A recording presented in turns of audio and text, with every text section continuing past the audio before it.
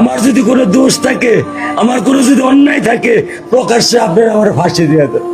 আমি কিছুই চাই না, বিচার আপনারা করতে পারবেন না। আপনাদের এই ধরনের কোনো রেকর্ড নাই। কোনোদিন একটা মানুষকে আমি সরি ছাড়া তর্ক করি নাই ভাইজান। তা আমার এই 8 বছরের মাসুম একটা বাচ্চা কি অপরাধ? আমি এই কলজাটা ছাড়া আমি থাকবো কেমনি? আমার এই বাচ্চাটা আমি ঘরে ঢোকার আগে ফ্রিজের মধ্যে আমার জন্য শরবত বানায় রাখে। আমার বড় মেয়ে না, আমার ছোট মেয়ে, 8 বছরের মেয়ে। আল্লাহর কাছে চলে গেছে। আমার মাসুম এই বাচ্চাটা কি অপরাধ করছে নির্মম ভাবে আমার বাচ্চাটা হত্যা করলো? কি আমার ক্ষতি, কি আমার অন্যায়, কি আমার দোষ, আমি একটু জানতে চাই আপনাদের কাছে।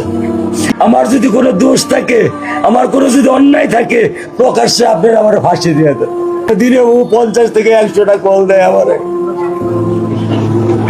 বাবা তুমি কখন আসবা, বাবা তুমি কখন আসবা। আমি কিছুই চাই না, বিচার আপনারা করতে পারবেন না। আপনাদের এই ধরনের কোনো রেকর্ড নাই, আপনারা পারবেন না। আমার মেয়েও ফিরে আসবে না। আপনারা বিচার করতে পারবেন? পারবেন না। আপনারা কোনো এক্সাম্পল দাঁড়া করতে পারবেন? পারবেন না। আমার থেকে স্টেপ নেবেন, স্টেপে লিখে তো নেবেন, পারবেন না। আপনারা পারবেন না, আপনারা পারবেন না।